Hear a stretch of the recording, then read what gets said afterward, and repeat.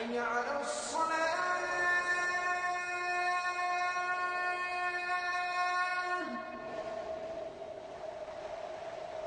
حي على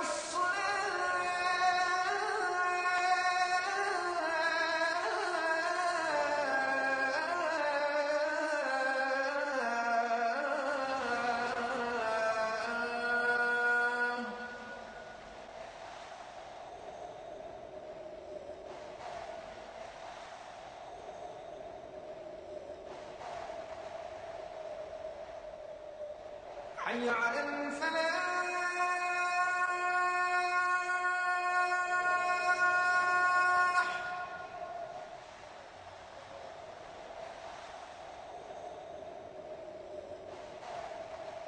حي على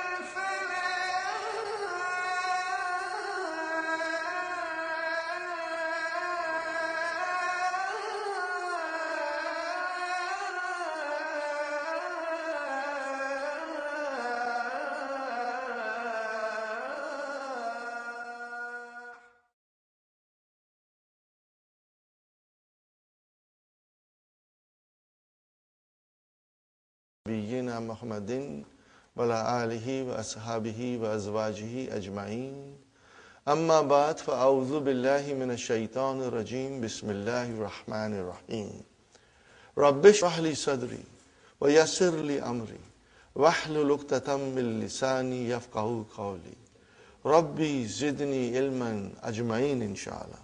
May Allah subhanahu wa ta'ala increase in all of us knowledge. Assalamu alaikum wa rahmatullahi wa barakatuh. Brothers and sisters, on behalf of Talimul Islam and on behalf of Institute of the Language of the Quran, we welcome you to this new Arabic course. Inshallah, this course will benefit you a lot. It will enable you to understand Quran 85% directly, inshallah. And inshallah, your experience in this class will be most enjoyable and very fruitful. From the outset, I must tell you that I'm not a scholar. I do not have any university degrees. All I have is my experience. I went to various places, various countries, and I met so many teachers who were very kind, and they taught me many things in Arabic which made me understand Quran directly. And inshallah, I'm going to share all these things with you so that you will be able to understand Quran when it is recited. When you pray, you know what you are praying. And when you hear tilawat, inshallah, it will touch your heart because you will understand what's going on. You know. We start with our handbook, brothers and sisters. How many letters of alphabet? Most of us, we were taught that there are 28, but there are 29. Alif is the letter of alphabet, but it is not consonant. It does not have a speech sound. When you say a, it is not alif, but it is hamza. And how do you write hamza?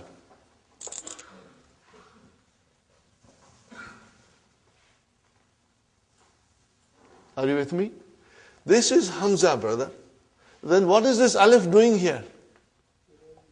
It is Hamza's chair. Hamza is very delicate. She needs a chair. Okay? So here is alif is the chair for Hamza. Sometimes waw will become a chair for Hamza. And sometimes ya will become a chair for Hamza. So Hamza has different chairs depending on what is in front of her. And sometimes Hamza feels strong and she doesn't need any chair. So there are many rules, spelling rules for writing Hamza that slowly we will learn. You do not have to worry, brother. And I must tell you something, that if you do not understand everything today, brothers and sisters, don't worry. Because tomorrow when you come to class, inshallah, you will understand better. And third day, your understanding will be very strong. And after 1 week, you will say to yourself, I knew this all from my childhood. Okay? Inshallah, you'll get stronger and stronger. So, brothers and sisters, we have to remember, okay, alif is used for elongation. How many? Okay, now in the handout, the next thing is, in English language, there are 8 parts of speech. We know that, and they have been given here. Noun, pronoun, verb, adjective, adverb, preposition, conjunction, and interjection. These are the 8 parts of speech. How many parts of speech in Arabic? 3.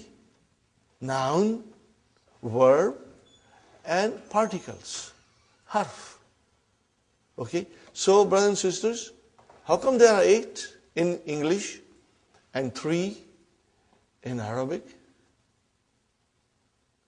But the noun in Arabic also includes pronoun, adjective, adverb, and interjection. They are all covered in this category of noun. So we have to remember. So in fact, they are same as in English, but we do not have 8, but instead of 3. Okay? When we say pronoun, there is a word for pronoun in Arabic, which is damir, but it still comes under the category of noun. This is just a general idea, brother. You will, inshallah, as we go along, you will notice that, inshallah. The next thing is, brother, the letters of alphabet. Okay, brother and sister, and as we said, there are 29 letters of alphabet, out of which 28 are consonants, and alif has no speech sound. When you say a, it is the sound of hamza. Now, how many vowel signs, brother, in Arabic language? Only 3. Dhamma, fatha, and kasra. Are you with me, brother?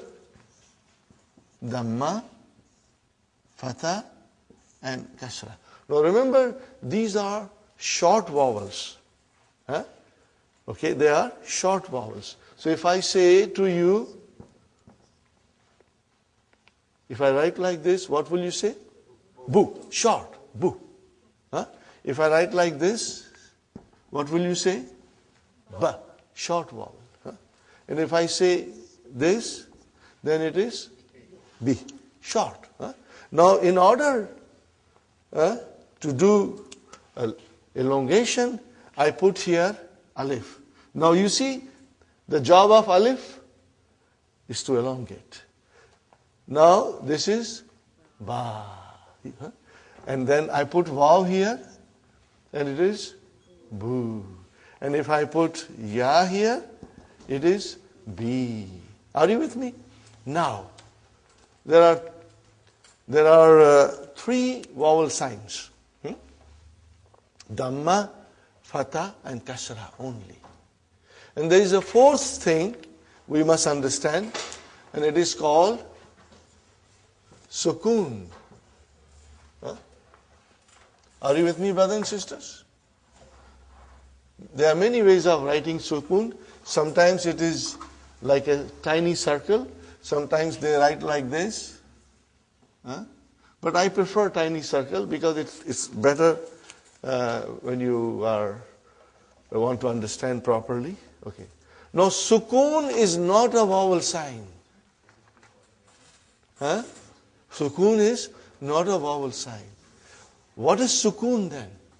Sukoon tells me that there is no vowel sign on the Arabic letter. Are you with me, brother? Okay. Where is the vowel sign here? On ba. What is on vav? It's a Sukoon. Why? There is no vowel sign. There is no vowel sign. Okay. No, this you never write. You never write, but you understand. If I say ba, where is the vowel sign? Ba. On the ba. What is on alif? There is a sukoon. We don't write it, but there is a sukoon. We don't write it. And what about B? Where is the vowel sign? On the B. What is on the ya? A sukoon, because there is no vowel sign. Now these things are to be remembered. And even if you forget, don't worry, because I will be repeating these things often. You know, some of you will, when we go a little bit deeper in the course, all these things will come to you. Okay? So you don't write it. You don't write it, but it is there. Okay. I give you another example, brother.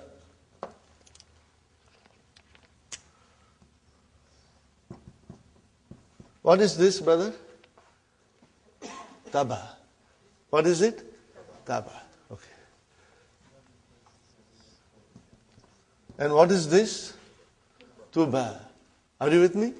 Now I write down like this. What is this? Tab. There is no vowel sign on ba. Tab. See how you pronounce ba? Tab. Okay. Now if I say like this,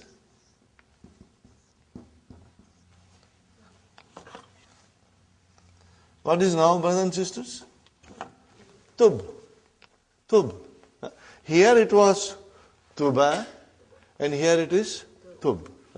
So there is a sukoon on ba. If I write like this, brother,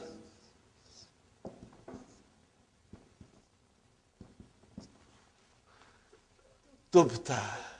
So we did not pronounce ba in its normal way as we pronounce ta and this ta. Tubta. And if I put dhamma here, tubtu. If I put kasra here, tubti. So ba has a sukoon.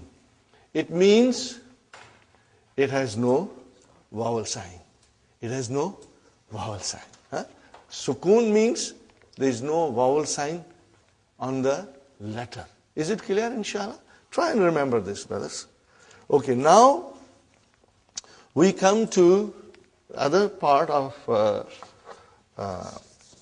the handout, brothers and sisters.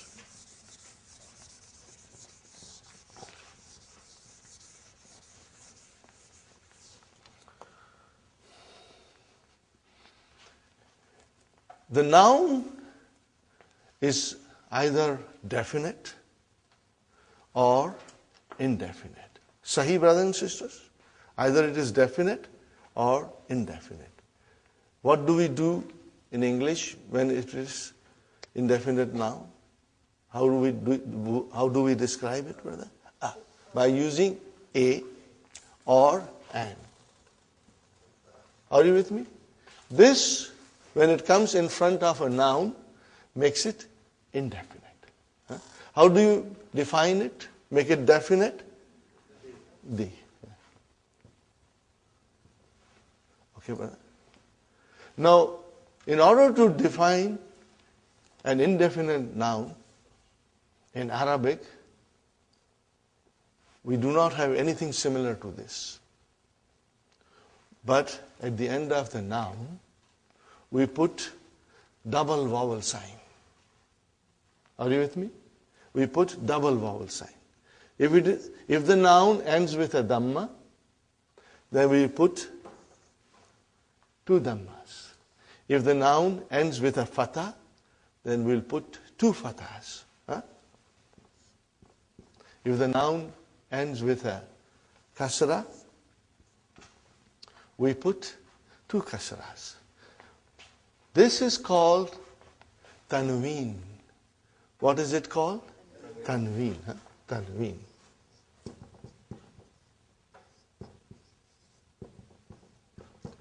Tanween tells us that the noun is indefinite. Are you with me? Tanween will tell us that the noun is indefinite. If I say kitabun, what is the English? A book. A book. A book. If I say kalamun, a pen. If I say baitun, a house. Sahih, brothers and sisters?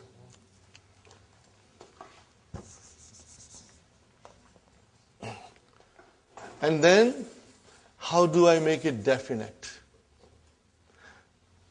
So, definite, which is da in English, we have to add al to the noun. So I want to say the book. What will I do now? Al-kitabu. I cannot have tanween. Al-kitabu. Al-kitabu. The book. Okay, brothers and sisters? Now you see, as soon as I put al, like a magic, one vowel sign got dropped. Instead of bun, it became bu. Got the idea? Now, if I say kalamun, a pen, I want to say the pen. What will I do? Al-kalamu. But these are the basics. I know most of you already know. But I'm starting from the very beginning in case there is one student who's coming for the first time to learn Arabic, so that he gets some idea, inshallah. Al-kalamu. Got the idea? If I write down al-kalamun, that is wrong. Because tanween and al cannot coexist. One has to come and other has to go. So, if you say al, then only one dhamma. And then here comes al-baytu.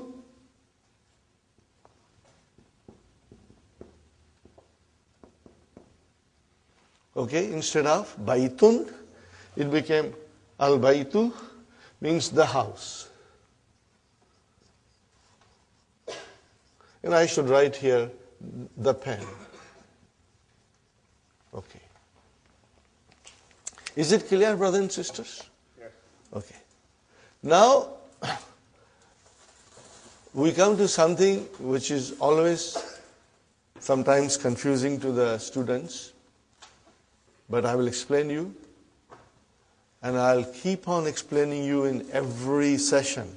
Whenever I get an opportunity, I'll be asking you questions and also repeating my point, so that if you have missed it out, you will inshallah remember. But I said baitun, it is indefinite. How about if I write down Muhammadun?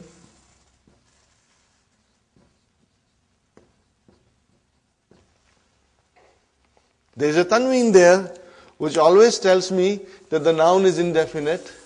But what about Muhammadun? Is it definite or indefinite? It is definite. Brother, how come? Tanween means indefinite, and now you say Muhammad is definite. Yes, you are right. Why? Because Muhammad is a proper noun. All proper nouns are definite. When you say Muhammad, it doesn't mean any Muhammad. It means one particular Muhammad. If I say Ali, brother, how do you write Ali? We always say Ali, but truly speaking, Aliyun, brother. See Tanween? Now Tanween is normally the sign of a noun which is indefinite. But in the case of proper nouns, the Tanween doesn't make any difference. It means the noun is definite. The noun is definite. You will remember this, please. Okay? And I will be repeating it again and again, inshallah. Brothers and sisters, now I come to a very important rule in Arabic, and inshallah I will try to explain to you in a nice way, brothers and sisters.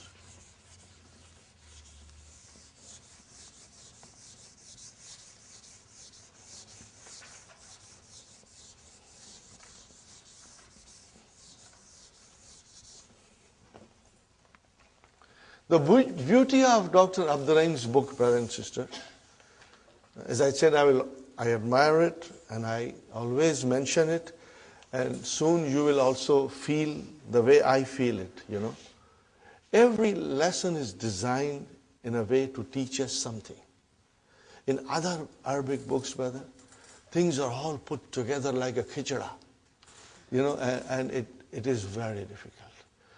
On the first or second or third page of any other Arabic book, you will have verbs coming in present tense and past tense, brother, and long verbs, So everything is brought together, and it is extremely confusing. It's not confusing to the person who already knows Arabic, but it is confusing for us. Okay. So what Dr. Abdurrahim has done, that in his first book, his emphasis is on only noun. We are learning nouns in the first book. There are only 4 verbs. 1, 2, 3, 4. 4 verbs mentioned in book 1. Okay. Then when we go in book 2, brother, then the verbs will come. And Dr. Abdurrahim's method is this, that he teaches you one thing properly. Okay. But then when the verbs will come, they will come in wholesale. You'll have verbs coming from everywhere, But by that time, we'll be prepared. But my, method is, and I found it very rewarding, producing good results, that we will do some verbs on our own, which are not mentioned in the book. So that when we come to book 2, you have a good understanding of verbs. So when they come in front of you, you will say, I know it. You will feel comfortable. So first book is concentrating on nouns. Okay. And each lesson is like a brick. We make one brick. So we study one lesson, we put a brick. We study second lesson, we put a second brick. And slowly, slowly we'll build our house. Brick by brick, lesson by lesson. Each lesson will show you something. Now we come to the page 3 of handouts. All these things are also mentioned in the key, but I have tried to, do little differently, brothers. So you must always read the key also, it will help you. Now, in Arabic, the nouns decline. Declension of noun. In Arabic, nouns decline. You already know it, but you have never realized it. Why? You have never realized this. Why? Now I will give you examples. Brother? I'm writing something, you already know it. Muhammadun Rasulullah.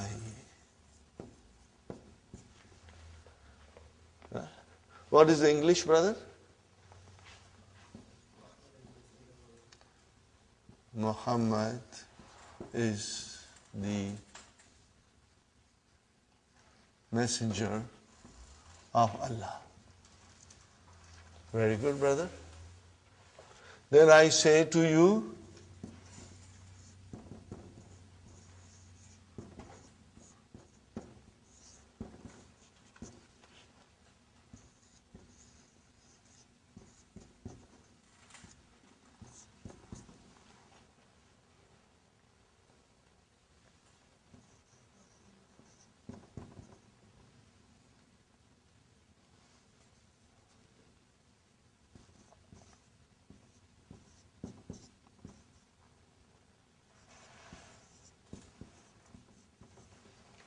we say every day in our salah. What do we say? Ashhadu anna Muhammadan. Brother, why Muhammadan? Before you wrote Muhammadun, now you are writing Muhammadan. Okay. What will be the English? I bear witness that Muhammad is his slave, brother, and his messenger. Huh? ... Okay. Now, every day we say, many times, Allahumma. What is the meaning of Allahumma? Ya Allah. What is the meaning of Allahumma? Ya Allah.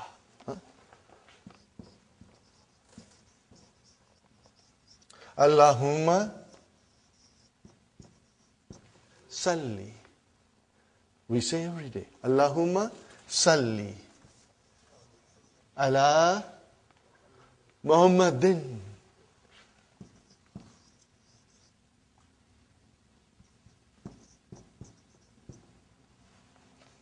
Oh Allah, send your blessings on Muhammad. Are you with me, brother? Ya Allah,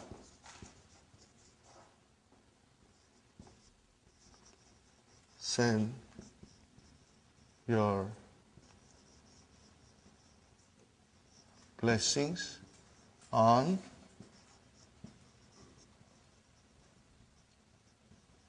Muhammad. Are you with me, brothers and sisters?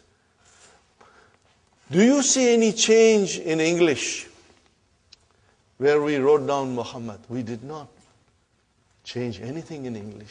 But what about in Arabic, brother? What's going on here? Sometimes you are saying dun, sometimes you are saying dan, sometimes you are saying din. What's going on? This is what we are going to learn and understand. What is the rule, brothers and sisters? That Arabic nouns decline.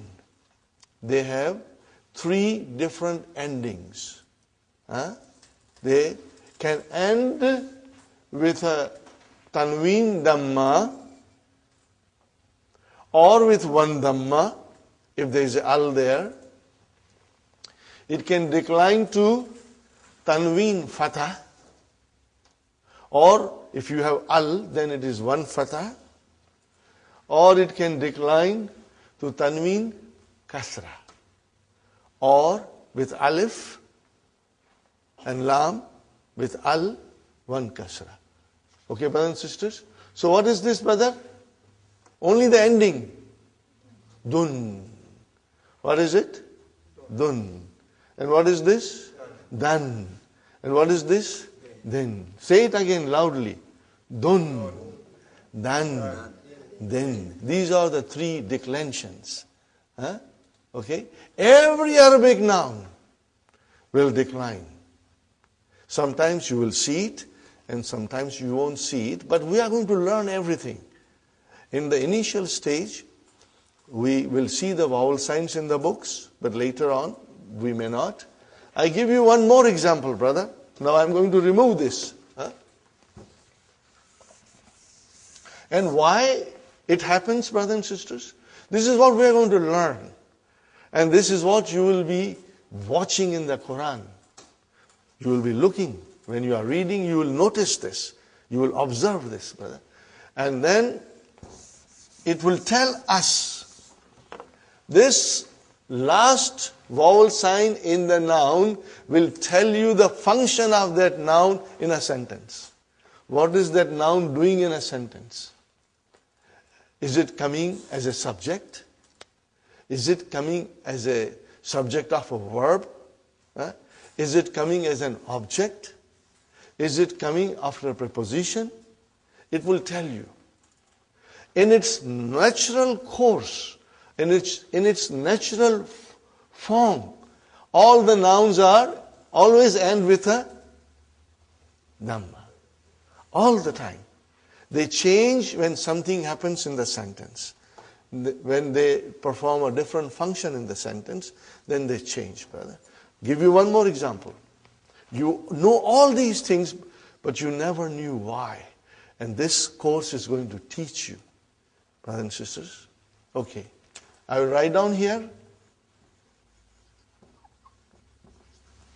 What did I write down, brother?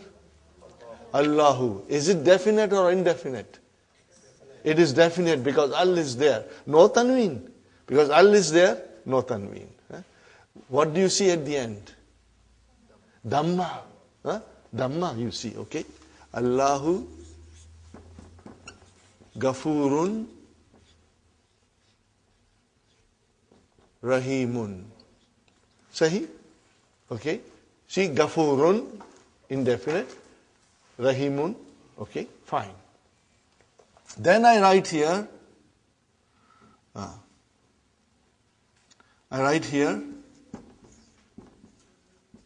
Inna Allah. Why, brother? I put Allahu there, now I am putting Ha. Allah. Something is happening in the sentence. Okay? Inna Allah Gafurun Rahimun. Got the idea, brothers and sisters? Inna Allah Gafurun Rahimun. Correct? Now what is at the end of Allah? Fatah. Why it is single? Because it is definite. Sahi? Now we say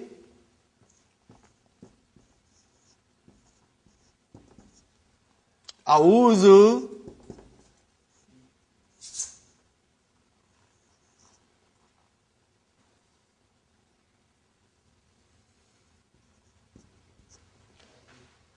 What did I write down? A'udhu. Hey, come on, give me a break, brother.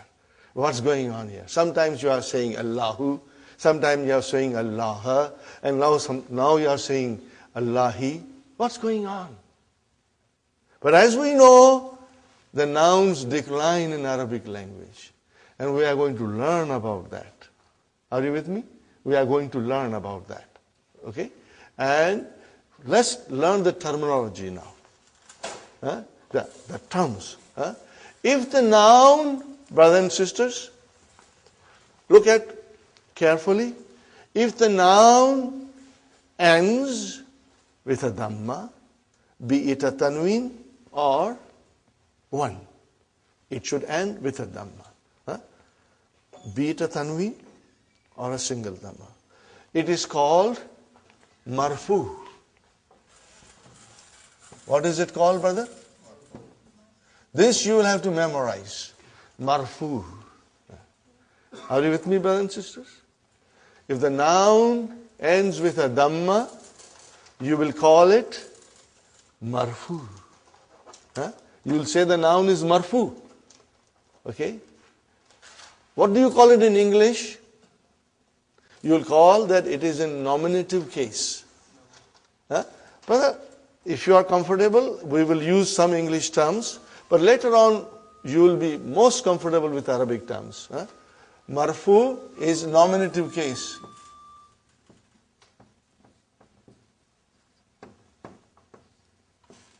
Okay. Now if the noun ends with a fatha, be it a tanween or be it a one single fatha at the end of a noun, then we say it is mansoob. What is it, brother? It is mansoob. What do we call it in English? Either you call it objective case or accusative case. It's mentioned there.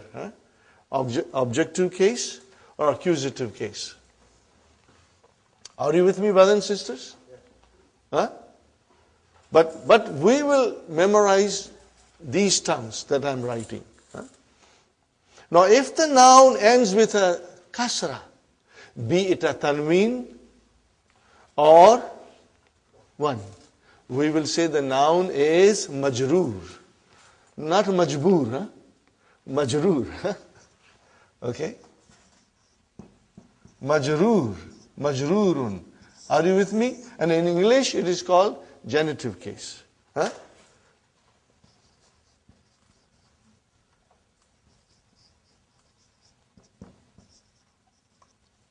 think it is genitive case.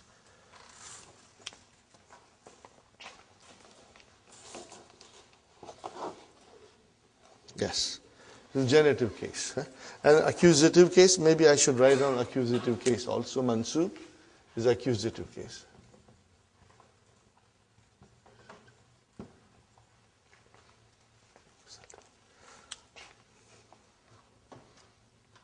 Okay, brothers and sisters?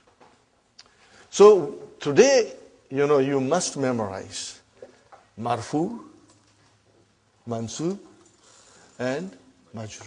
We will repeat it every day. And brothers and sisters, this thing will stay with you all the time when you are reading Quran. It is in the back of your mind that the nouns can be marfu, according to the function it performs. It can be mansoob or it can be majroor. As you can see, we say Allahu Ghafurur Rahim. We said Allahu. As soon as I put inna in front of it, I said inna Allah. We are going to learn what is inna in book 2. The first lesson in book 2 deals with inna. Inna Allah. Okay. And then as soon as something came, billahi, which is a preposition, it changed the noun into a majroor. Change it into majroor. This is what we are going to learn, and this you'll observe. This is the very, very important. Okay. Now, I made a little song, out of this. When I say dun, it's marfu. When I say dan, it's mansoob. When I say din, it's majroor. When I say dun, it's marfu. When I say dan, it's mansoob. When I say din, it's majroor. Therefore, dun dun dan dan din din, dun dun dan dan din din, dun dun dan dan din din, dun dun dan dan din din, dun dun dan dan din din, dun dun dan dan din din, dun dun dan dan din din, dun dun dan dan din din. One more time. When I say dun, it's marfu. When I say dan, it's mansoob. When I say din, it's majroor. Therefore, dun dun dan dan din din, dun dun dan dan din din, dun dun dan dan din din, dun dun dan dan din din.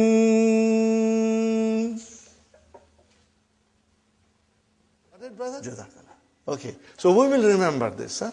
And this will help you. Okay? Okay. And you must always remember. What will you remember, brother? Pronounce this. Last one. Dun. What is this? Dan. And what is the next one? Then. In short, dun dan din. What is it? Dun dan din.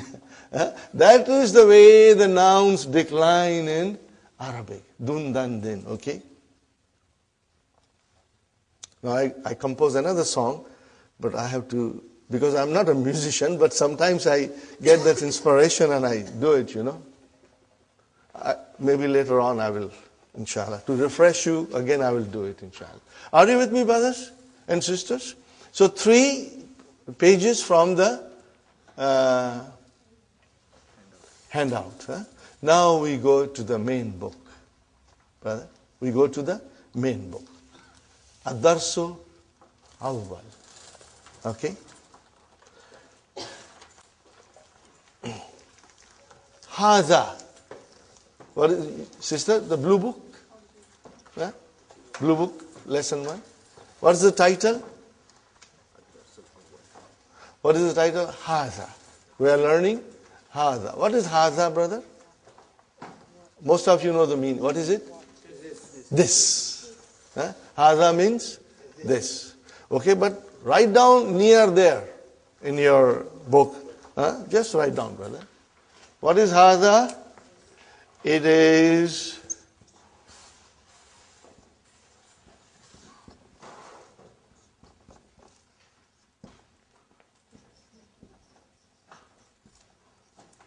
what is it, brother? This is a pronoun. And pronoun is a noun. In Arabic, pronoun is also a noun. Okay, so it's a pronoun. Just remember it, brother.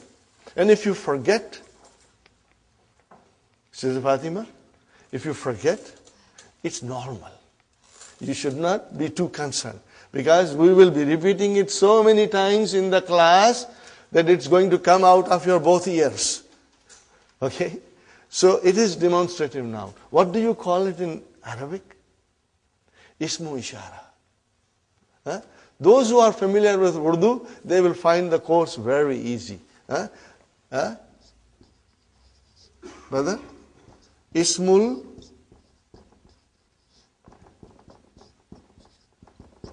ishara. Huh? We will be repeating it. Right now I'm, throwing these things at you. But please do not be gabarified, because we will be repeating them. And it will, inshallah, become part of your vocabulary and part of your memory, inshallah. Huh? Hadha. Are you with me, brother? What is hadha? It is a demonstrative pronoun, which means it's a noun. Are you with me? Okay. And then in Arabic we call it ismu ishara. We call it ismu ishara. Okay? Inshallah. Now, these are the sentences, simple sentences we are studying. And I'm not going to go in detail, but very soon we'll go in detail, because ours is an intensive course. We will be moving at a steady pace, brother. Huh? Now, as you know, you are all supposed to read. Huh? You must know how to read, and you will be writing all these things in your book. And the more you read and write, you will become stronger, brother. And in the class, if you are a team of husband and wife, it's a great thing, because you can go home and read to each other and discuss with each other, and it will help. Every day, brother, you got to do your homework. This is just like coming to a college or a university program where you go in the morning to the university, go home and study, come back and learn more. So our course is like that. If you will work hard, you will succeed. If you won't, then it will be a problem. Okay. What is the first? Hadha baytun. What is it? Hadha baytun. Now, normally, when you speak, you do not say baytun, you say hadha bayt. Just like in Quran, when you stop, you give a sukoon. But for our course, we will repeat dun, dan, din, we will repeat because we want to understand properly. Brother, those who speak Arabic fluently, just like us, we speak English fluently. But do we know the grammar? We don't know the grammar. If somebody asks you, teach me English, you cannot teach English, brother, because you don't know yourself properly. You only speak, you cannot teach.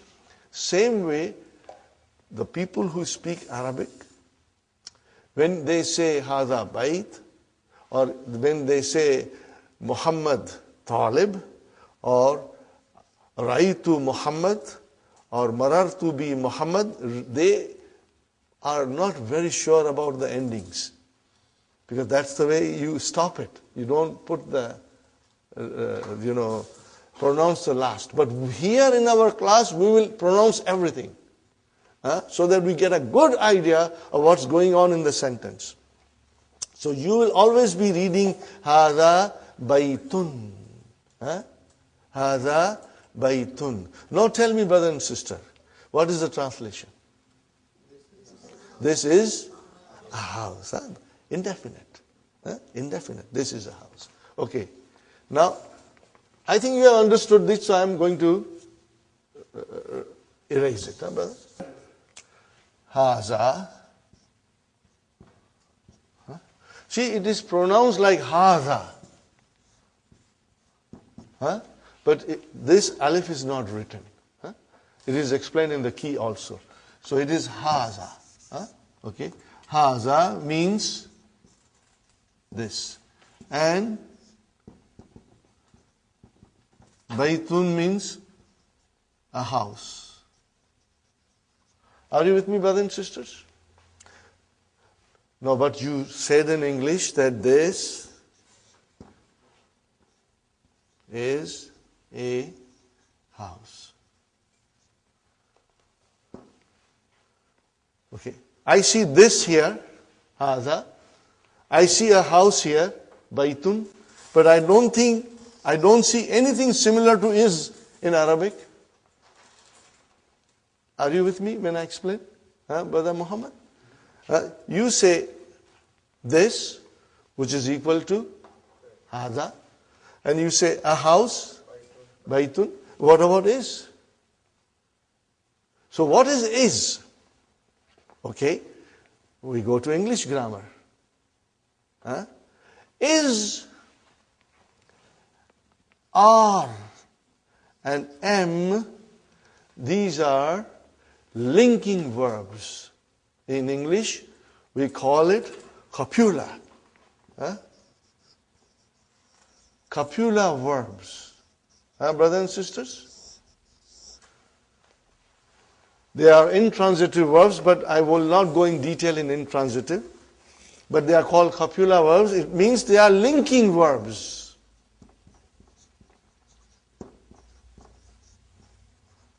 They link one noun with another noun.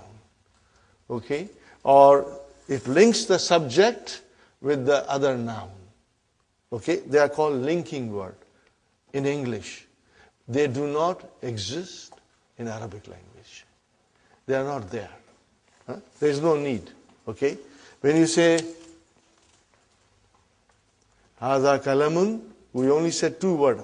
This, a pen, but you will translate, this is a pen. But in Arabic, what will you say? Hadha kalamun. You will say Hadha kitabun. There is no is or am or are in Arabic. So you have to keep that in mind. And what are they called in is, are, am are called in English grammar? Copula verbs. Yes, brother.